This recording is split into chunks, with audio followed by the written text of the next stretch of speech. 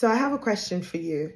When you hear a certain report that is being said about you, what do you do with that report? So I'm reading Second Kings, and this just stood out to me. This particular king, King Assyria, was spreading bad news and bad report about the Israelites, and especially King Hezekiah. And what he was saying was terrible. Like, he wanted to make sure everybody was believing what he was saying, which was pretty much lies against the people of Israel and King Hezekiah.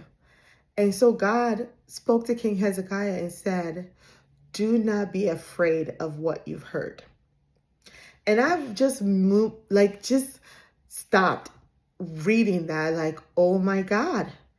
How do we take certain reports that's being said about us, and what do we do with that? And I feel like that's God speaking to someone that is watching this. Whatever report that you have heard, I don't know what certain report that you have gotten, whether it's a report that you're never gonna, your sickness will not be healed, or that cancer will not be healed, or you won't get that dream job, whatever it is that people have said over your life. My question to you is, whose report are you going to believe? Because God is still a God of miracles.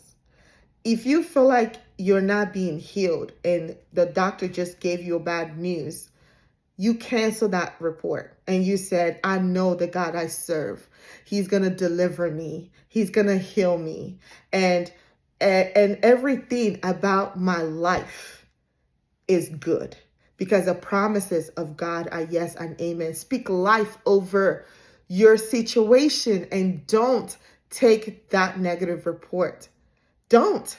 It's not for you to cry over, and it's not for you to hold on to and just, have a pity party. No, you cancel that and you rebuke that, because the God that we serve is still in the business of making you the best, of making you the head and not the tail. So you have to say to yourself, I'm not going to believe this negative report. I refuse to believe this negative report. So if you're listening to this message and you're asking yourself, oh my God, I'm being faced with all this, go back to God.